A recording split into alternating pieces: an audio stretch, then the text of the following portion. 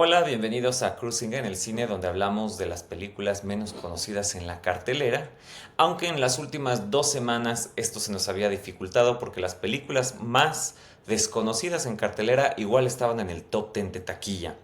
Pero por fin, en estos días llegó a cartelera una película desconocida, sí, pero yo ya le tenía el ojo puesto a esta porque el cineasta tiene una de mis películas favoritas de hace unos años. La película que estrena en nuestra cartelera se llama Lenguaje Universal, del director winnipegueño Matthew Rankin. Antes de empezar a hablar de esta película, sí quiero hacer una pequeña pausa en su película anterior que se llama The 20th Century, que estrenó en el 2019 y fue realmente de lo mejor que vi yo ese año. Un dato curioso y frustrante es que esa película ganó en el Festival de Cine de Los Cabos mejor película, pero fue el único lugar donde se vio porque nunca más volvió a pisar ninguna pantalla mexicana ni se puede conseguir hoy en día de manera legal en México. Por eso también les he dicho en otros videos que no solo hay que meterse a ver las películas más desconocidas en la cartelera comercial, sino que cuando tengamos la oportunidad de ir a un festival de cine,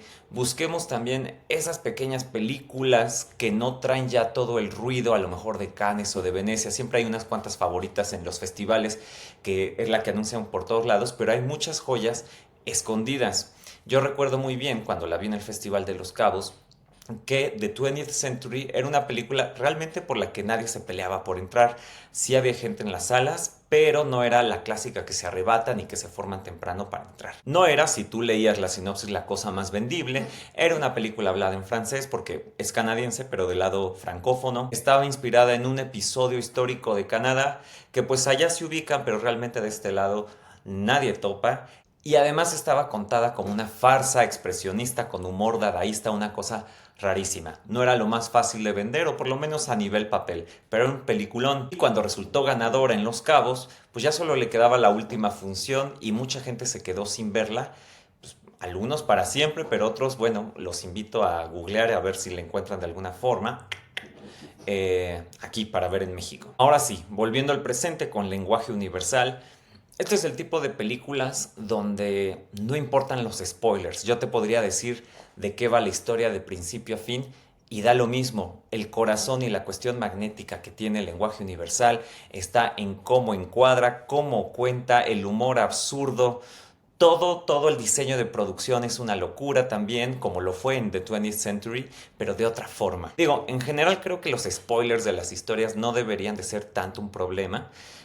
Sí un problema en un reality show donde te spoilean quién ganó RuPaul's Drag Race o algo así, pero en las películas casi siempre hay mucho más cosas alrededor de la historia que hacen que algo valga la pena.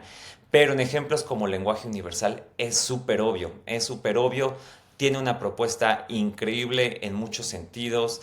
El que más conecta conmigo quizá es el sentido del absurdo, cómo lo construye. Es súper entretenido, es divertido, pero también tiene una cosa visual que se deja ver en las dos películas. Digamos, estéticamente The 20th Century y el Lenguaje Universal podrían ser opuestas, porque la primera, la que hizo hace unos años, es todo en un foro, todo súper exagerado, pero eso en un foro a propósito, es parte de la estética y del juego narrativo. Y en esta es muchísimos exteriores, son escenarios reales, pero los conecta a algo y creo que es la forma, bueno, el diseño de producción tiene muchas semejanzas en una y la otra, pero también es cómo encuadra. Ahora que estuvo recientemente de moda el brutalista, creo que aquí se podría decir que Matthew Rankin tiene una forma de encuadrar brutalista o le gustan así los escenarios, los encuadra de forma que ya sea la ciudad, el foro, el diseño de producción, todos los elementos con los que juega hace que se sienta todo masivo. En una parte era como en foro, pero aquí también escoge partes y encuadra todas las cosas de forma que los personajes estén enmarcados dentro de grandes estructuras y se sienta toda esta construcción, toda esta sensación masiva alrededor de ellos. Es muy padre de ver, es muy entretenido, es al ojo así nomás, puedes enmarcar muchas de estas cosas y quedarte viendo, porque es padre analizar cómo arma todo. Su puesta en escena también pues es como juguetona. Toda la película va de como buena ondismo, divertirse, absurdo, como ya lo dije. Y esta apuesta muchas veces me recordó a uno de los clásicos del cine, que es Playtime de Jacques Tati. Tiene varias secuencias que podrían remitir a ese clásico. Aquí, a diferencia de The 20th Century, su primera película, el tono es un poco más cotidiano y poético. Cabe decir también, y quizá de ello el distinto aire que tiene esta película, que Matthew Rankin otra vez reflexiona sobre la identidad, se despoja de cualquier como orgullo o patrioterismo. En la primera película es súper obvio, se ríe de hecho de eso de la identidad de forma muy como directa, sarcástica. Y en este no es que se ría de la identidad, pero sí lleva a reflexionar, quizá de forma juguetona, porque todo sucede en Winnipeg, pero Winnipeg es un pequeño pueblo iraní realmente. Todo está hablado, todo la señalética está en farsi, la gente habla en farsi, a veces un poco de francés. Digamos, le da un poco la vuelta, uno esperaría quizá una historia muy canadiense, pero justo solo un cambio de idioma hace que se vuelva como mucho más universal, aunque siga hablando de la identidad canadiense. Esta historia está contada como en tres partes, aunque todas estas historias se conjugan todo el tiempo. Seguimos por un lado a dos niñas que encuentran dinero congelado dentro de un bloque de hielo, a un guía de turistas en Winnipeg, que quizá es la parte más divertida de la película, los lleva a los lugares menos espectaculares que te puedas imaginar para llevar a turistas.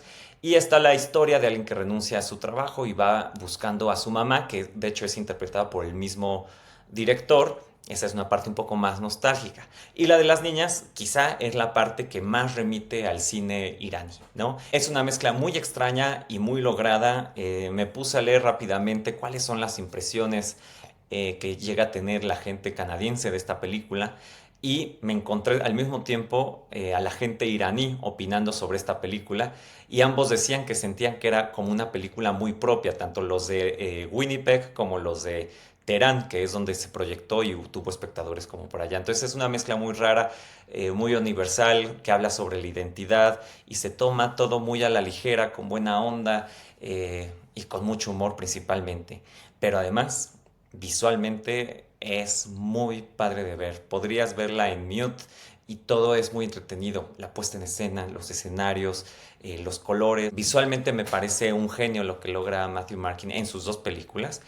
Por más contrastadas que estén en estilo, siguen teniendo un sello muy marcado. Y no les cuento más, vayan a verla. También les recuerdo que si esto les gusta, las reseñas y los especiales que hago sobre festivales, próximamente de otras cosas de la industria, se suscriban al canal, le den like al video y continuaremos yendo a ver películas desconocidas de la cartelera. Hice hace poco más o menos el conteo, he ido ya 8 veces con esta 9 al cine, de forma así de ir a ver la película que menos me haya sonado en la cartelera. Y de todas esas 9, solo he visto una mala, que es la de la semana pasada. Hay veces que me ahorro los comentarios negativos, hay mucho esfuerzo, pero bueno, en esta ocasión sí expresé mis comentarios negativos sobre esta película, La maldición en el bosque. En fin, es un experimento pues, de 9 películas, que solo una me haya parecido realmente mala, creo que seguimos ganando. Es mejor índice de bateo que cuando uno va a ver las películas seguras, las que vienen con toda la campaña de marketing. Por lo general, pues a veces es 50 y 50. La mitad de las películas que vas a ver pensando que vas a la segura te terminan decepcionando. Y hasta ahorita me he llevado una muy buena sorpresa. Seguiré haciéndolo. Los invito a ustedes también a hacer cruising en el cine. Vayan a ver esas películas.